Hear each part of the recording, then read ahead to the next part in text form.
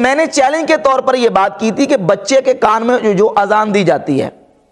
تم بھی اس کے قائل ہو، اگرچہ بعض وہابی غیر مقلدین قائل نہیں ہے، اس کو بدعت کہتے ہیں، لیکن مرزا نے اپنے بیان میں یہ کہہ دیا ہے کہ یہ درست ہے اور اذان دی جا سکتی ہے۔ تو اب اس سلسلے میں ایک حدیث بھی صحیح موجود نہیں ہے جس سے یہ ثابت ہوتا ہو کہ بچے کے کان میں اذان دینا سنت ہے۔ جتنی احادیث آئی ہیں وہ وہابی اصول کے مطابق ساری کی ساری ضعیف ہیں۔ جامع ترمذی میں 1514 نمبر حدیث لے کے امام ترمذی رحمۃ اللہ علیہ، اور اس میں عاصم ابن عبید اللہ راوی ضعیف ہے، غیر مقلدین اس کو ضعیف مانتے ہیں، اور حافظ زبیر الضعیف وہابی نے بھی اور البانی وغیرہ دیگر سب نے لکھا ہے کہ یہ راوی ضعیف ہے۔ اب مرزے کے پاس اور تو کوئی بچنے کا رستہ تھا نہیں میرے چیلنج کا جواب دینے کے لیے، تو کہہ دیا کہ جی اصل میں امام ترمذی نے اس حدیث کو بیان کر کے تو نیچے کمنٹس دے دیے ہیں کہ اس حدیث پر امت کا اجماع ہے۔ حالانکہ جو مرزا کے فالورز مرزا کو سنتے ہیں، آپ اپنی وہابیوں کی ایپ اسلام 360 نکالیں، اس میں 1514 نمبر روایت نکال لیں، امام ترمذی نے ایک لفظ بھی اس حدیث کے حوالے سے نہیں کہا، بلکہ اس میں لفظ یہ ہے وَالْعَمَلُ عَلَى الْعَقِيقَةِ عَلَى مَا رُوِيَ، عقیقہ پر عمل اس حدیث پر ہے جو آگے امام ترمذی نے بیان کی ہے۔ جو سابقہ حدیث بیان کر چکے ہیں امام حسن رضی اللہ تعالیٰ کے حوالے سے، اس حوالے سے امام ترمذی نے ایک لفظ بھی نہیں لکھا، اور مرزا نے اتنا بڑا جو نا وہ اتنی بڑی بات کر دی کہ امام ترمذی رحمۃ اللہ علیہ نے نیچے کمنٹس لکھ دی ہیں کہ اس پر امت کا اجماع ہے۔ اگر امت کے اجماع اور امت کے عمل ہی کو لینا ہے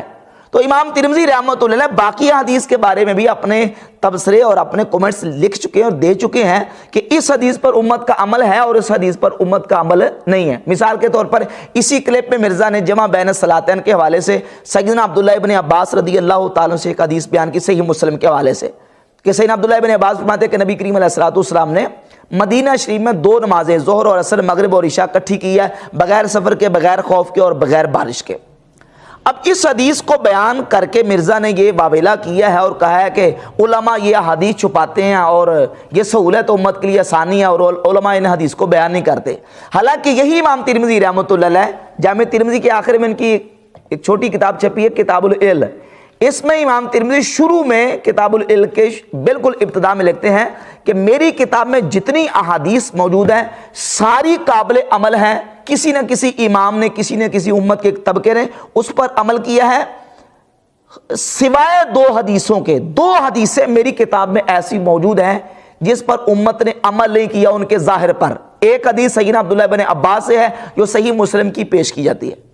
تو امام ترمذی تو کہہ رہے ہیں کہ اس حدیث پر امت نے عمل ہی نہیں کیا، چھوڑ دیا، کیونکہ اس کے ظاہر پر عمل نہیں ہو سکتا، بلکہ اس کے برخلاف دوسری حدیث جامع ترمذی کی 188 نمبر حدیث امام ترمذی رحمۃ اللہ علیہ لے کے آئے ہیں کہ نبی پاک صلی اللہ تعالیٰ علیہ وسلم نے ارشاد فرمایا، وہ حدیث ہے کہ من جمع بین الصلاتین من غیر عذر،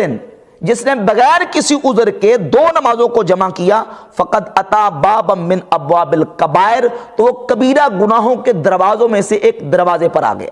یعنی اس نے کبیرہ گناہ کیا جس نے 2 نمازوں کو جمع کیا۔ اس حدیث کو بیان کر کے امام ترمذی کہتے ہیں یہ حدیث ضعیف ہے، والعمل علی ھذا عند اہل العلم، مگر اہل علم کا عمل اسی پر ہے،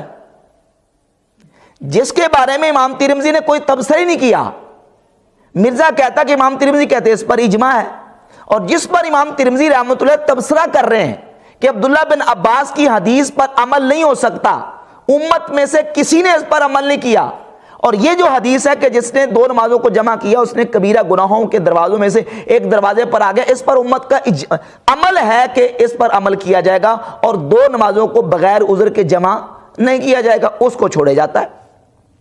اور باقی رہے گی بات جو نا وہ بچے کے کان میں اذان دینے والی، اس سلسلے میں مرزا نے یہ بات بھی کی ہے کہ چونکہ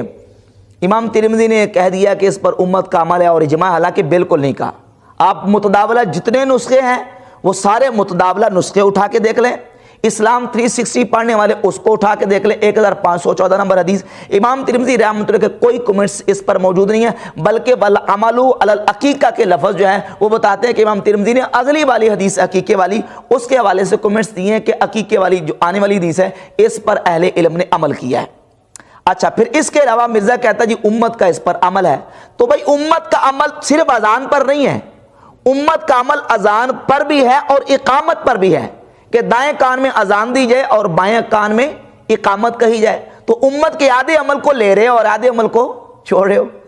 اور پھر امت کا عمل جو ہے اس سے تو ثابت ہوگا کہ امت کے عمل سے حدیث اگر ضعیف بھی ہو تو امت کے عمل سے اس کو تقویت مل جاتی ہے. اس سے تو بحمد تعالی ہم احناف کا موقع بالکل واضح ہوتا ہے اور ثابت ہوتا ہے کہ امت کے عمل سے ضعیف حدیث کو تقویت ملتی ہے. اور اگر پھر متعدد احادیث آ جائیں اور متعدد ترک اس کے جمع ہو جائیں تو تعدد ترک سے بھی حدیث درجہ حسن کو پہنچ جاتی ہے اور کامل عمل ہو جاتی ہے. اور پھر اگر فضائل اعمال میں ہو تو اس پر تو عمل کرنے میں کوئی حرج ہے.